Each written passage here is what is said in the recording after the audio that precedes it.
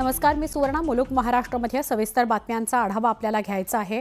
आज महत्त्वाचा दिवस आहे, कारण संतोष देशमुख हत्या प्रकरणाची आज बीड न्यायालयामध्ये सुनावणी होणार आहे. विशेष सरकारी वकील उज्ज्वल निकम या सुनावणीला आज उपस्थित राहतील. सुनावणीला जाण्यापूर्वी धनंजय देशमुख हे उज्ज्वल निकम यांची सकाळी 10 वाजता भेट घेणार आहेत असं कळतंय. उज्ज्वल निकम हे बीड जिल्हा न्यायालयामध्ये सुनावणी करता पहिल्यांदाच उभे राहणार आहेत. 11:30 ते 12च्या दरम्यान सुनावणीला सुरुवात होण्याची शक्यता आहे.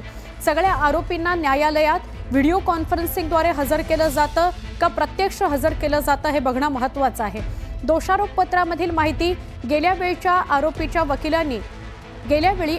वकिलांनी मागवली होती, ती आज दिली जाईल आणि सुनावणी सुद्धा होईल. आज सरकारी वकील उज्ज्वल निकम हे कोर्टात उपस्थित राहणार आहेत.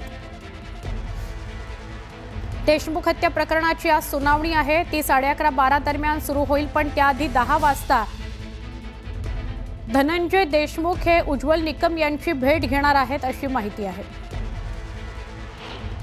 काही मागण्या मान्य झालेल्या आहेत, काही प्रोसेसमध्ये आहेत, परंतु या सर्व ज्या मागण्या आहेत त्या आम्ही पूर्ण केल्याशिवाय थांबणार नाहीत आणि त्यांना पण तसा शब्द दिलेला आहे.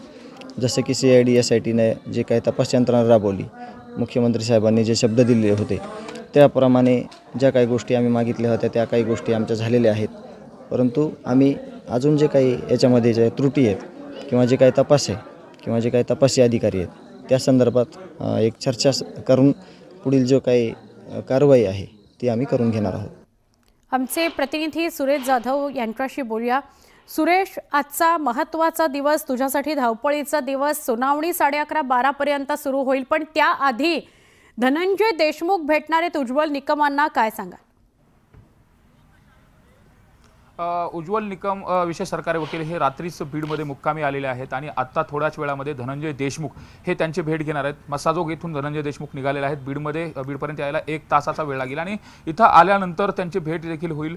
ज्यावेळेस सरकारी वकील म्हणून उज्ज्वल निकम यांची मागणी केली होती, विशेष मसाजोगच्या गावकऱ्यांनी केली होती, त्यासाठी उपोषण देखील केलं होतं आणि त्यानंतर आता ही पहिलीच भेट असणार आहे. देशमुख कुटुंबाकडून कुठल्या गोष्टी समजून घ्यायच्यात, कुठल्या गोष्टी जाणून घ्यायच्यात हे देखील केलं जाणार आणि हा खटला कशा पद्धतीने चालणार आहे हे देखील आज धनंजय देशमुख यांच्याकडून विचारणा करणार आहेत. महत्त्वाचं म्हणजे जे तपासी अधिकारी अनिल गुजर आहेत, पोलीस उपाधीक्षक, ते देखील आता उज्ज्वल निकम यांच्या भेटीला गेलेले आहेत. सुनावणी सुरू होण्याच्या अगोदर नेमकं या प्रकरणामध्ये काय झालेलं होतं, चार्जशीट तर जवळपास 1,500 पानाचं चार्जशीट आहे. दोषारोपपत्र दाखल झाल्यानंतर त्या दोषारोपपत्रामधील काही जे महत्त्वाचे भाग आहेत ते महत्त्वाचे भाग देखील आता या अभ्यासाच्या दृष्टिकोनातून आणि या सुनावणीच्या अनुषंगाने आता पाहिले जातात का हे देखील पाहणं महत्त्वाचं आहे. विशेष म्हणजे मागची जी सुनावणी झाली होती त्या सुनावणीच्या वेळी जे आरोपीचे वकील आहेत त्या आरोपीच्या वकिलांनी दोषारोपपत्रामध्ये काही ज्या गोष्टी दिलेल्या नव्हत्या, ज्या गोपनीय होत्या, त्या गोपनीय गोष्टीची मागणी केली होती. यामध्ये डिजिटल एव्हिडन्स जे पुरावे आहेत ते देखील मागणी केली होती. CDRची देखील मागणी केली होती आणि कलम 164B नुसार जे आरोपींचे जबाब घेतलेले आहेत ते जबाब देखील आम्हाला देण्यात यावे, जे बंद लिफाफ्यामध्ये जबाब आहेत ते आम्हाला समोर देण्यात यावे अशा पद्धतीची मागणी केली होती. त्यावेळेस जे काही सरकारी वकील होते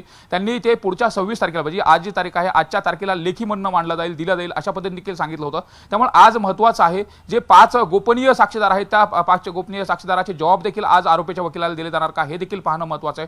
त्याचबरोबर जे आरोपी आहेत त्या आरोपींनी त्यांच्या जबाबामध्ये काय काय दिलेलं होतं हे देखील न्यायालयाच्या समोर ते लिफाफे खोलले जातील, त्यामधून देखील सत्य समोर येईल आणि संतोष देशमुख हत्येचे काही सत्य ज्या आरोपींनी हे सगळी घटना केलेली होती त्यांच्या जबाबात काय काय येते हे देखील पाहणं महत्त्वाचं आहे. त्यामुळे आजची सुनावणी अत्यंत महत्त्वाची आहे आणि 11:30 वाजता ही सुनावणी होईल.